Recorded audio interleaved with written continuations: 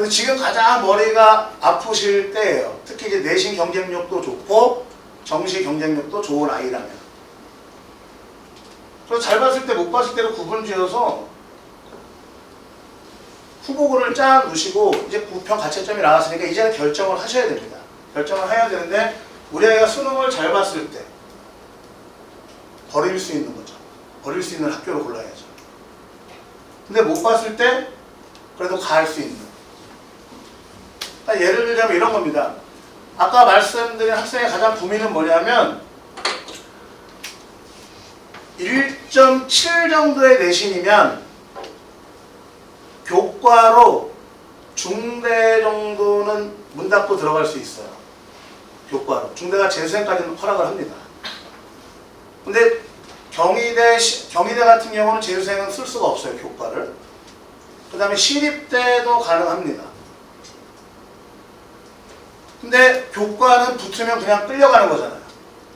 끌려가는 라인이니까. 그럼 이 아이 같은 경우는 위에부터 쭉 봤을 때 연대 같은 경우는 대표적으로 이런 게 있죠. 화두가 있고 교과가 있는데 교과는 어차피 현역밖에 못 쓰는 거고, 그럼 활동 우수형이 있는데 이거는 면접이 수능 이후에 있습니다. 그럼 여긴 써두세요. 왜? 면접을 안 가면, 수능을 잘 봤을 때 면접을 안 가면 되잖아요. 근데 수능을 못 봤는데 1단계 통과했어요? 그럼 빨리 가야죠. 작년에 저희 반 학생 하나가 연대 약대를 붙었는데 그 아이가 의대는 최저를 다 못 맞춘 거예요. 그래서 1차에 다 포기를 했어요. 연대 다니다 왔거든요. 근데 약대를 또 한 번 쓴 거죠. 활동 우수형을. 근데 얘는 다 떨어지라고 집에 있다가 제가 야, 너 연대 화두는 어떻게 됐어? 그랬더니 아주 최저 다 못 맞췄어요. 그래서 제가 막 욕을 하면서 야, 거긴 최저 없잖아. 빨리 가봐. 해가지고 가서 붙었어요. 붙었는데 그런 것들 버릴 수 있느냐 없느냐. 근데 고대 같은 경우는 학업 우수형과 그 다음에 궤적이 있죠. 근데 작년까지는 학업 우수형이 면접이 있어서 수능 이후에 있었는데 올해는 없습니다. 붙으면 가야 됩니다. 그러니까 궤적이나 학업 우수형 다 끌려가는 겁니다. 붙으면. 근데 논술이 생겼죠. 논술이 수능 이후입니다. 논술은 수능 이후니까 하나 걸어놓으면 되겠죠. 그럼 잘 봤을 때 안 가면 되니까. 근데 못 봤을 때 가서 보고 오면 되겠죠. 자, 그럼 서상화로 내려오면요. 서강대는 학종 붙으면 그냥 끌려가야 됩니다. 근데 교과는 재학생밖에 못 씁니다. 그 다음에 성대로 넘어가면 성대도 학종 붙으면 끌려가야 됩니다. 근데 과학인재 전형 수능 이후에 있긴 한데 그거는 안 되죠. 근데 우리 아이 내신이 꽤 좋고 비교과 좋아요. 수능도 좋아요. 그러면 성대를 주목하셔야 되는 이유가 꽤 몰릴 것 같긴 한데 오히려 몰라서 안 몰릴 수도 있어요. 탐구형의 자전이 올해부터 새로 생겼습니다. 딱 하나 자전. 요거는 수능 이후에 면접이 있고 1차 발표도 수능 이후에 합니다. 그러니까 내가 비교과도 좋고 그런데 서성환 쓰면은 여기는 무조건 끌려가야 돼 라는 학생이 있다면, 근데 정시도 잘 볼 자신이 있어. 그러면 성대의 탐구형 자전은 한번 고려해 보실 필요가 있습니다. 주변에 알려주시면 안 돼요. 애들 돌리면 안 됩니다. 제가 추천을 했는데 학부모님이 모르고 계시더라고요. 저희 반 학부모님이. 담임선생님이 잘못 알고 계신 것 같아요. 그래서 제가 다시 한번 확인해 봤어요. 있습니다. 그리고 한양대 같은 경우는 굉장히 복잡해졌죠. 한양대 같은 경우는 학종이 3개입니다. 교과가 하나 이렇게 돼버렸어요. 그러니까 과거에 교과와 학종이 있던 게 학종에서 2개가 있고 그 다음에 교과 하나 있었는데 추천과 일반으로 나뉘고 추천에 교과와 학종이 있고요. 그 다음에 일반에도 또 학종이 있습니다. 서류 면접 이렇게 해가지고 굉장히 좀 복잡해졌어요. 근데 가장 중요한 건 한양대 여기 교과가 최저가 생겼다는 겁니다. 최저가 생겼어요. 작년까지는 없었는데. 그러면 최저가 생겼다는 얘기는 뭐냐면 입결이 떨어진다는 얘기죠. 여기 입결이 최저가 생겨서 떨어지는데 이게 어디에 효과를 미칠 것 같냐면 제가 볼 때는 중대가 당장 제가 볼 때 입결이 좀 떨어질 것 같아요. 작년에 중대 입결은 교과 입결은 많이 올라갔습니다. 아이들이 그 전년도 거 보고 썼다가 떨어진 애들 수두룩합니다. 중대가. 근데 한양대가 중대에 영향을 미치면 그 다음 이제 재학생들 라인이 아까 제가 보니까 경희대 같은 경우죠. 중대 밑에는 경희대, 시립대 이쪽 라인이니까 이런 쪽에도 꽤 많은 영향을 미치지 않을까. 어쨌든 이제 원서를 쓸 때 이런 것들을 고려하셔야 됩니다. 내가 경쟁력이 있어, 난 정시 좀 잘 볼 것 같아 라고 하면 웬만하면 수시를 수능 이후에 버릴 수 있는 것들로 납치 안 당하게. 근데 만약에 지금 내가 내신은 일정 때를 유지하고 있는데 수능으로 봤더니 다 3등급 정도밖에 안 나와, 부평을 봤더니, 이럴 때는 무조건 수시로 붙는 전략을 짜야겠죠. 이런 것들. 아니면 나는 지금 중대를 다니고 있어, 중대를 다니고 있는데 무조건 그 위로 올려야 되는데 그러면 또 얘기는 틀려지는 거죠. 그러니까 본인의 상황에 맞게끔 수시의 카드를 좀 만드셔야 된다. 수능 이후에 대학별 의사들을 잘 고려하셔가지고 이 부분들을 보셔야 됩니다. 여기가 수능 이후에 있는 일정들입니다. 주요 대학들. 그러니까 수능 전에 있는 학교가 있고 수능 이후에 있는 학교가 있는데, 수능 전에 있는 학교는 무조건 가야 되는 겁니다. 붙으면 끌려가야 되는 거고, 수능 이후에 있는 걸로 배치하는 친구들은 보게 되면 이제 어느 정도 자기가 정시에서 올릴 자신이 있기 때문에 이쪽으로 배치를 하고 있는 거죠.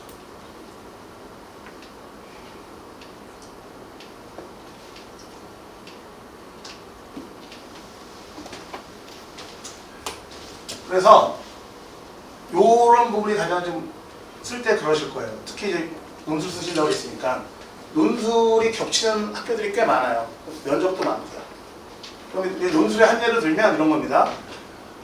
고대, 서강대, 건대, 그 다음에 숭실대, 그 다음에 항공대, 그 학교들이 같은 날짜에 쭉 있어요. 그러면 보통 아이들 눈높이는 높은 대학부터 쭉쭉 가 있는데 이런 겁니다.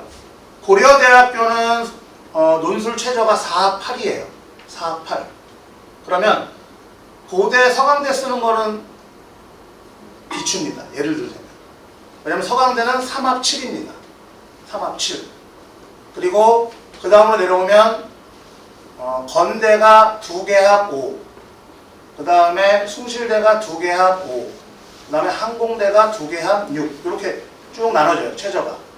그럼 아이들은 야 2개 골라봐. 어디 쓰고 싶어? 그러면 대부분 고대, 서강대는 고대, 건대를 골라요. 근데 저는 거꾸로 얘기하는 거 그냥 고대 고를 거면은 그래 건대나 아니면 보험으로 그 아이의 수능 성적에, 부평 성적에 따라서 아니야 너 숭실대 하나 써, 아니야 너 항공대 하나 써 라고 합니다. 욕심을 하나로 끝내고 보험을 하나 들어야죠. 요거 같은 날 겹쳐도 괜찮아요. 왜냐하면 만약에 4합8을 맞췄으면 숭실대, 건대 안 가도 됩니다. 안 가도 되는데 안 가야죠. 가면 안 되죠. 근데 서강대는 애매해요. 4합8이면 2등급이 4개란 얘기잖아요. 올 2등급이 나왔다는 얘기예요. 그럼 이 아이는 정시에서 뭐 2등급이 어떤 등급에 따라 틀리겠지만 대략 중대 정도가 나온단 말이죠. 그러면 얘는 고대도 봐야 되고 서강대도 봐야 되는 입장이 돼버리잖아요. 근데 시간이 안 맞으면 이거는 하나로 버릴 수밖에 없어요. 돈 낭비가 되죠. 근데 만약에 그 밑에 건대나 숭실대를 잡아 놓으면 고대를 맞추면 여기는 안 가면 됩니다. 버리면 됩니다. 가면 안 되죠. 근데 만약에 여기를 못 맞추는 상황이 올 수도 있잖아요. 4합8을. 수능에서 망가졌어요. 뭐 운이 없게도. 이거 정시에서 숭실대도 못 가게 생겼어. 그럼 빨리 숭실대 가서 봐야죠. 근데 2합으로 맞췄으면. 요게 굉장히 중요합니다. 그래서 실질적으로 숭실대 같은 학교 논술 실제 가보면 빈자리가 그냥 허다합니다. 여기.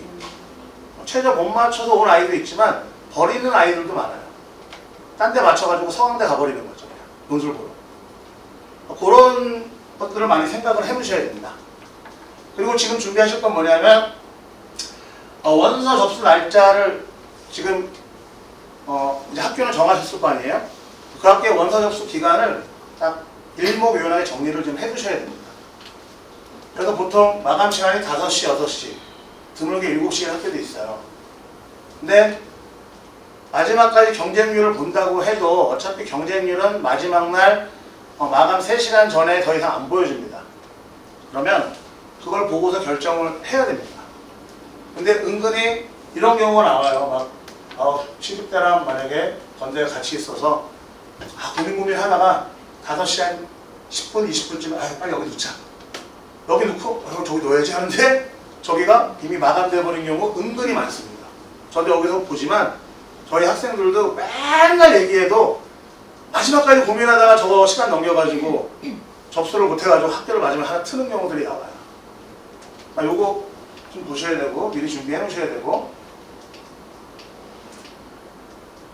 그 다음에 경쟁률을 좀 파악해 두셔야 돼요. 특히 교과랑 이제 학종도 마찬가지지만 보통 한 학교에 내가 쓰고자 하는 한 학교에 한 2개 내지 3개 학과는 골라 놓으시는 게 좋아요.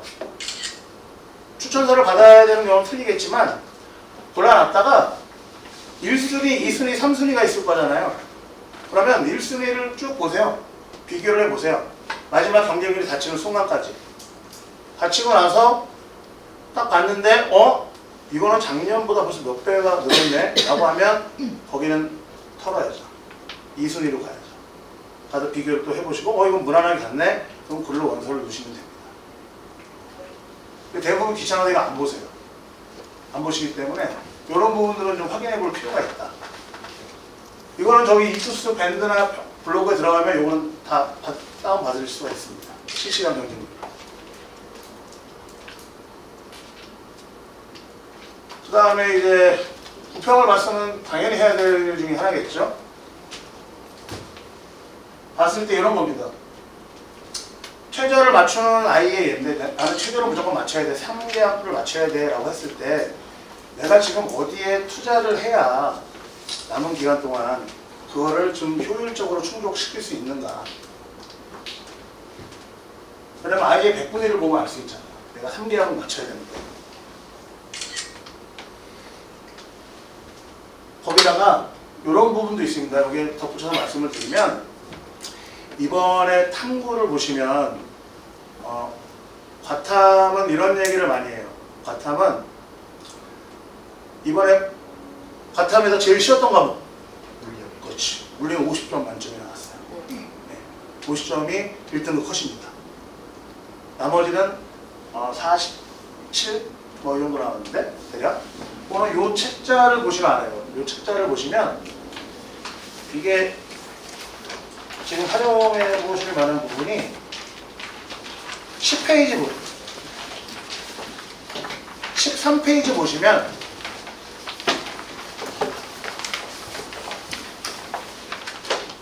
과학탐구 과목별 등급 부분 점수가 나와 있잖아요. 만점대를 보시면 돼요. 만점에서 9월 모평을 보시면 물리는 원점수가 50점입니다. 그렇죠?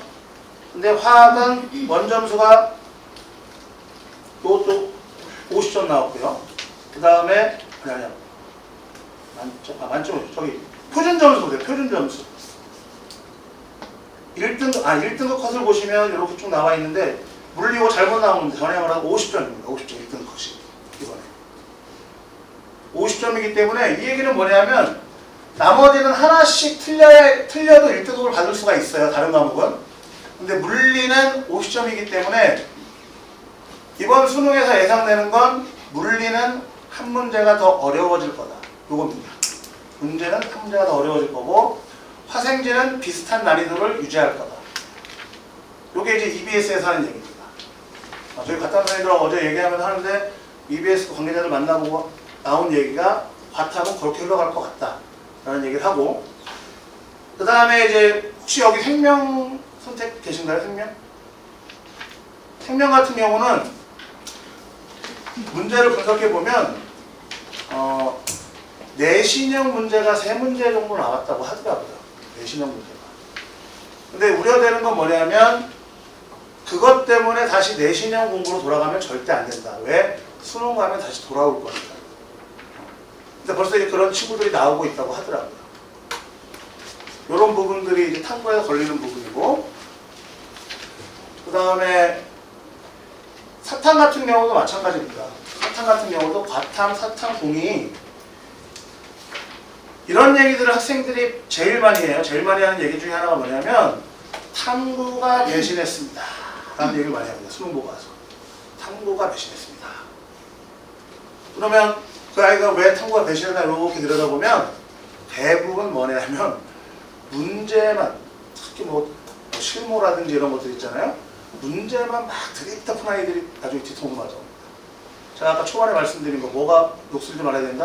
항상 개념은 잡고 가야 된다. 근데 개념이 녹슬는 건 생각 안 하고 문제만 막 풀어요. 그리고 좀 탐구 등급이 낮은 친구들 같은 경우는 특히 이제 과탐 같은 경우 낮은 친구들 같은 경우는 버릴 문제 버리고 가야 됩니다.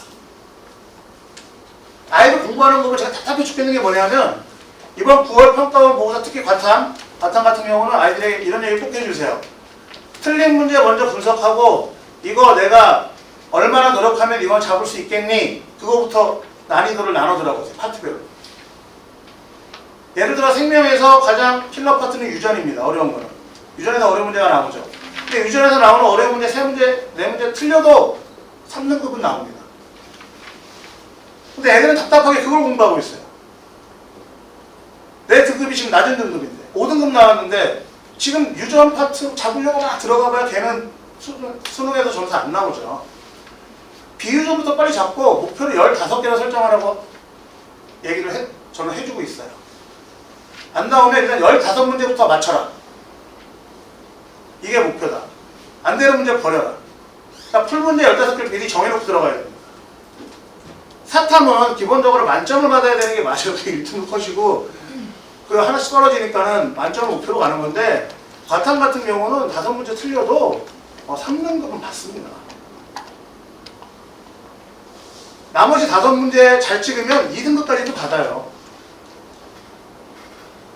그러니까 지금 내가 50의 노력을 해서 잡을 수 있는 파트가 있고 100의 노력을 해서 잡을 수 있는 파트가 있고 200을 투자해도 이거 될까 말까 한 파트가 있어요. 그럼 뭐부터 빨리 잡아야 되죠? 이거 상식이잖아요.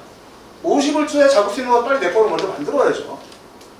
그러니까 아이들이 보통 보면 가장 답답한 아이들은 자기 만족을 위해서 공부하는 아이들. 공부 열심히 해요. 성적을 안 오죠.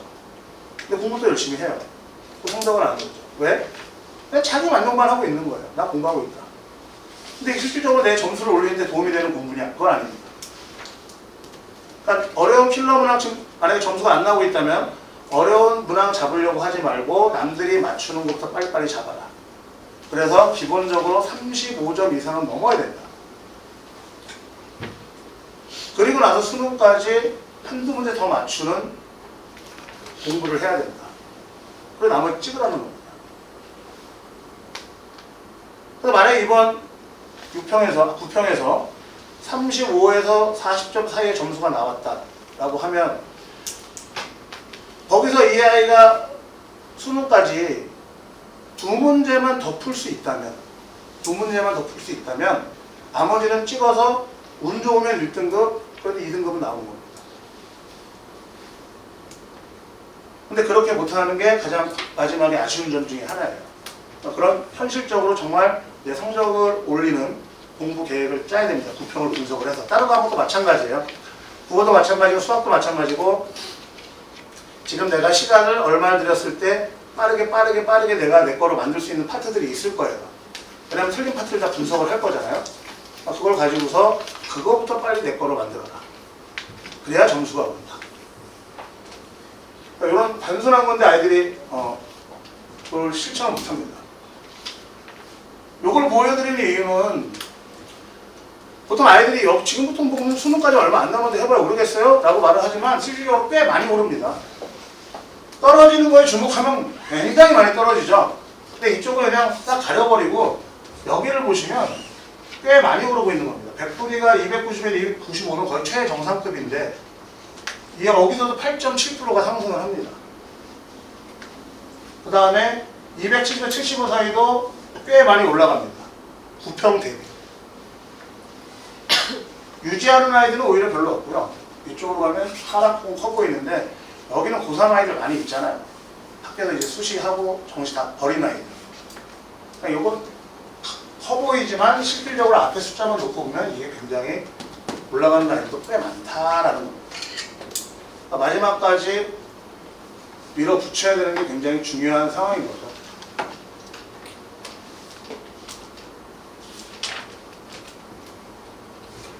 그래서 남은 기간 동안을 공부적인 측면을 보면 이제 9평을 보고서 마지막 분석을 해가지고 보완해야 될 파트들이 나오잖아요. 그러면 실무를 가지고 개념, 기출, 실무만 하면 안 되고 실무와 개념과 기출을 같이 가지고 가야 된다. 마지막까지. 그런데 개념이 녹슬은 일이 없겠죠. 뭐 예를 들자면 이런 거겠죠. 지구과학 하는 아이가 있는데 지금부터 아마 수능까지 문제를 막 풀 거예요. 근데 이 아이가 개념을 처음부터 끝까지 다시는 볼 수는 없겠죠. 그러면 보통 아이들이 문제를 풀다 보면 틀려요. 틀렸으면 뒤에 해설지를 보고 이해했어요. 이해했으면 그 다음 문제 풉니다. 여기서 빠진 게 뭘까요? 틀렸으면 내가 2번을 골랐어요. 근데 정답이 3번이래요. 해설지 봤더니 왜 3번인지 알겠어요. 빠진 게 뭐냐면 그럼 내가 2번을 고른 근거는 뭐야? 그걸 옆에다 써봐야죠. 그리고 그 파트의 개념을 다시 봐야 됩니다. 왜? 잘못 알고 있잖아요. 그러니까 이런 식으로 문제를 풀면서 개념을 점검을 해야 되는데 그걸 안 하고 계속 넘어가다 보니까 문제가 틀려버립니다. 예를 들어 수학에도 똑같아요. 수학 애들 지금 문제 엄청나게 풀고 있을 텐데 문제 풀어요. 틀렸어요. 풀이봐요. 이해해요. 넘어갑니다. 또 풀어요. 틀렸어요. 풀이봐요. 넘어갑니다. 또 풀어요. 틀렸어요. 풀이봤는데 이거 저번에 했던 건데 왜 생각 안 났지? 이거 나 알고 있는 거야. 실수. 또 다음 문제 갑니다. 그럼 걔는 또 틀려요. 그 문제.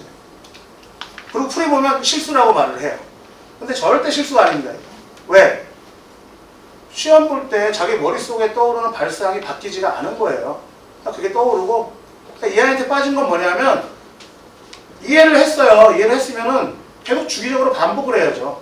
오답 노트를 쓰던 문제를 따로 모아둔 해가지고 주기적으로 반복을 하다 보면 어느 순간 시험 볼 때 하고 떠오르죠. 그러면 그때부터 자기게 되기 시작하는 겁니다. 근데 대부분의 아이들은 그걸 안 하고 문제만 막 풀어댑니다. 그러니까 문제가 생기는 거예요. 기출하는 이유가 뭐냐면 나왔던 문제 똑같이 안 나옵니다. 근데 기출 문제가 제일 중요하다고 그래요. 왜 그러느냐? 문제는 똑같이 안 나오지만 문제 속에 적용되는 개념은 반복이 됩니다. 그러니까 결국 기출 문제는 개념 공부용인데 아이들은 문제풀이용으로 활용하고 있으니까 벌써 기출 4회독 5회독 해가지고 선생님 더 이상 풀 문제가 없어요. 엄마 더 이상 풀 문제가 없어요. 이거 사줘요. 저거 사줘요. 한 애들 막 나올 겁니다. 근데 그거는 제대로 기출을 푼 게 아니죠. 그런 식으로 풀어봐야 아무런 의미가 없겠죠. 그런 것들. 그래서 수학을 보면 수학 잘하는 아이는 시험지가 좀 깨끗해요. 수학 못하는 아이는 시험지가 지저분합니다. 이 차이가 뭐냐면 수학을 잘하는 아이는 왜 시험지가 깨끗하느냐? 풀이가 짧아요. 풀이가 왜 짧으냐? 개념을 활용합니다. 그러니까 지저분한 문제, 이런 수능의 형태에서 바뀐 트렌드 속에서 이런 지저분한 문제가 나와도 그 아이는 치고 넘어갑니다. 개념을 활용해서 문제를 푸니까. 근데 풀이가 긴 아이는 그냥 연산으로 풀고 있는 거니까는 그 아이는 만약에 그 틀이 바뀌어버리면, 푸는 틀이 바뀌어버리면 막혀버립니다. 거기다가 풀이가 길면 시간도 많이 걸려요. 풀이가 짧아야 시간이 절약되고 시간이 절약돼야 더 많은 문제를 풀 수 있고 그게 현재 수능 트렌드에서 수학에서 아마 가장 베스트가 아닐까. 그런 부분들을 좀 보셔가지고 같이 다 마지막까지 좀 잡아나가야 된다.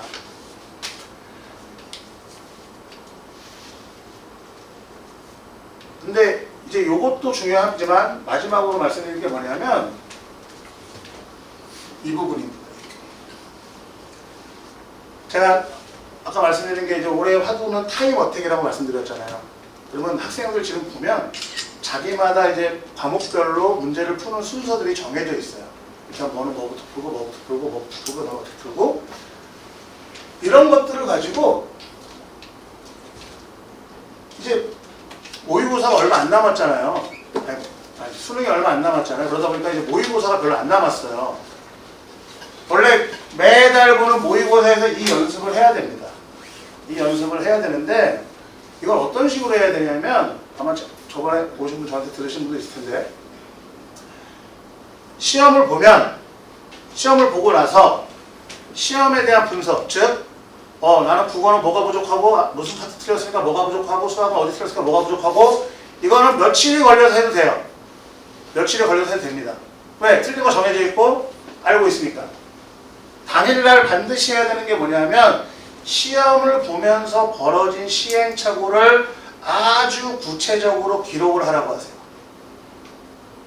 계산 실수를 했으면 그냥 단순히 계산 실수 이게 아니라 어떤 문제에서 계산 실수를 구체적으로 뭐를 해야 되는데 어떻게 해서 어떻게 했다 라든지 이런 것들을 쭉 해야 됩니다. 어디에서 뭐를 빨리 둘 중에 하나를 찍고서 넘어가고 다음 문제로 넘어갔어야 되는데 뭐 때문에 그걸 못하고 그래서 다음 문제에서 막히고 마지막에 시간이 부족했다라든지 이런 것들이 왜 당일날 해야 되냐면 하루가 지나면 기억이 왜곡됩니다. 그날 본 시험을 복귀하면서 쭉 다시 한번 적어놔야 돼요. 어느 정도 자세하게 하냐면 다음 달 모의고사에 내가 다시 한번 읽어봤을 때 그날의 상황이 떠오를 정도로. 그리고 나서 그 다음 달 모의고사 볼 때 그걸 읽어보고 들어가야 됩니다. 그래야 소위 아이들이 말하는 실수라는 게 줄어듭니다.